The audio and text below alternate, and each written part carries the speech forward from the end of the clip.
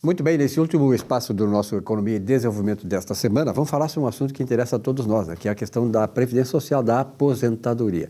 Tem uma questão que diz respeito a tempo especial nas aposentadorias, essa conversão e tempo especial de aposentadorias. E claro, para falar sobre isso aí, nós estamos aqui com alguém que é especializado no assunto. César, obrigado pela tua presença uma vez mais. Obrigado, Silvio. E aí, o que seria o tempo especial na aposentadoria? O que significa isso? Silvio, o tempo especial é o trabalho à disposição do trabalhador exposto ao agente nocivo à saúde, seja o agente nocivo insalubridade, periculosidade ou penosidade, né?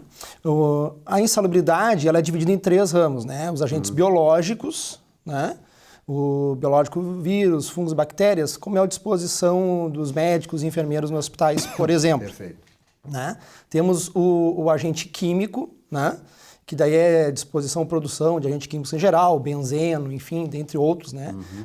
E que é, por exemplo, a disposição do pessoal do nosso polo petroquímico aqui perto, né? O caminhoneiro que anda com esse transportando querosene, gasolina, isso aí inclui também ou não? Não, na verdade, o caminhoneiro até é a exposição específica direta ao agente nocivo. Né? Normalmente o caminhoneiro não tem, né, Silvio?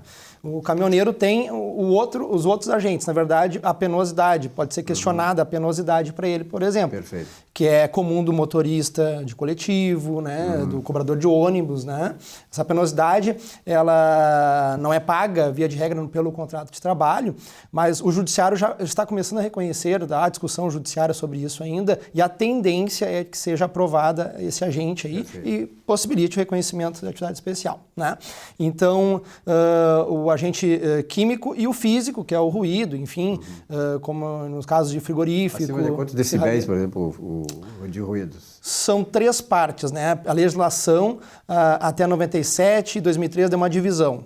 Até 97, pelo advento do decreto, é 80 decibéis. Entre 97 e 2003, acima de 90. E de 2003 para cá, reduziu a 85 decibéis. É diferente da norma trabalhista que aplica a necessidade de 90 decibéis, a ser acima de 90 decibéis. Então, tem essa divisão aí pelo histórico andamento da jurisprudência, né?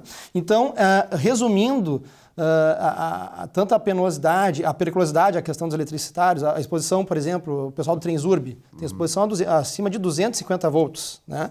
Então, esse agente aí, ele é a menina dos olhos judiciários, na verdade, para o nosso cliente, na verdade, porque ele é pouco discutido na justiça. Tu tem a exposição à eletricidade, o risco de morte, como é o vigilante.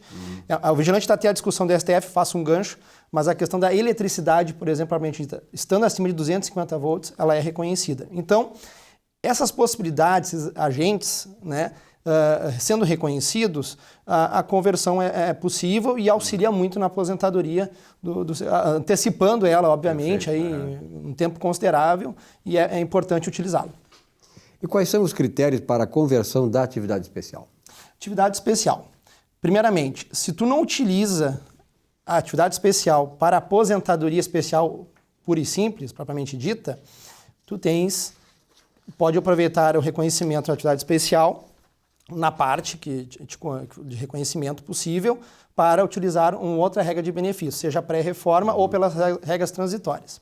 O importante aqui, Silvio, eu digo, a emenda constitucional 113 de 2019, a reforma da Previdência, que já foi tanto falado aqui no teu programa, criou um muro nessa questão da divisão. Ou seja, a reforma limitou o reconhecimento, a conversão dessa atividade especial, a utilização dela. Por exemplo, um trabalhador que trabalhou 10 anos, né, de atividade especial, o homem, né, com uma atividade insalubre, por exemplo, ele vai poder somar mais 4 anos. Não usa, né, como especial, converte, utiliza como 14 anos, então. Né? Então, o importante para o trabalhador é que diferencie o seu risco, o risco alto, o médio ou baixo para essa conversão. Né? É o que é importante salientar nesse momento. O risco alto é para aqueles trabalhadores em frente à produção na parte subterrânea de mineração. O risco médio é que tem exposição a amianto e também nas minas, na questão subterrânea, que não esteja na frente de produção. Os de risco baixo são os que eu mencionei agora, os insalubres, penosos e periculosos. Né? Eu até destaquei aqui uma tabela importante dessas conversões. Eu até acho que é importante a gente salientar para o telespectador. Quando é risco baixo, o fator multiplicador do homem é 1,4 e o da mulher 1,2. Ou seja, né, no exemplo de 10 anos, né, o homem obteve os 14 anos na conversão de tempo, Perfeito, e a mulher ganharia 12 nessa hipótese. No risco médio, 1,75 para homem e 1,5 para mulher. E no alto risco, 2,33 para homem e 2,0 para mulher. Ou seja, se tu não utiliza, não fechou um requisito pré-reforma ou posterior, essa conversão é de suma importância, né?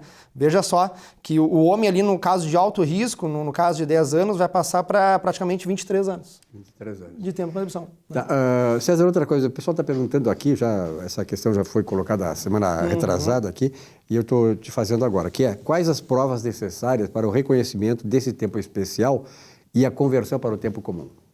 Essa questão aí, a gente praticamente salienta a mesma questão. A atividade especial em si, ela tem uma peculiaridade. A gente precisa o quê? Basicamente, carteira de trabalho, o formulário PPP, que é o perfil profissiográfico previdenciário, e o laudo técnico, seja o LTCAT ou o PPRA. Esses documentos são obtidos no RH da empresa que tu trabalha, o trabalhador solicita para o RH e é fornecido. Tem que verificar e ter o cuidado se esses documentos vão estar bem redigidos, se vai demonstrar a prova real, se a exposição do agente nocivo, o período trabalhado, bem detalhado, o setor, tem que ter muito cuidado com isso. Até a gente indica que não se aceite o documento, né? Na época tenha o cuidado e procure especialista para questionar, essa prova vai me servir? Por quê? Às vezes eu tenho 20 anos de idade, saí de uma empresa, vou me aposentar com 60 anos, por exemplo, eu já tenho que dar uma olhada nessa prova para verificar se ela é suficiente para que eu possa, futuramente no INSS, postular o reconhecimento dessa atividade especial. Importante também, ação trabalhista, eu sempre digo ação trabalhista, porque às vezes o contrato de trabalho, o trabalhador não recebe, né, se o agente nocivo propriamente dito. Então, tu entra com uma demanda trabalhista, faz uma perícia técnica, né? E para identificar a exposição do agente nocivo ou não. Então, é uma prova bem utilizada. E a outra é a verificação, além da jurisprudência, que eu sempre digo, cuidar casos similares, né? Os colegas de trabalho também, sempre conversar, utilizar essa informação para que seja repassada e utilizada para evitar contradições, até porque o próprio grupo de trabalho é importante que tenha uma unificação no entendimento e a forma de pedir a atividade especial para que não prejudique demais colegas de trabalho. Né? Muito bem, César, obrigado, está muito bem explicado, uma boa semana para ti. Obrigado, e até a próxima. Até a próxima. Ficamos aqui com o nosso Economia e Desenvolvimento até a semana que vem.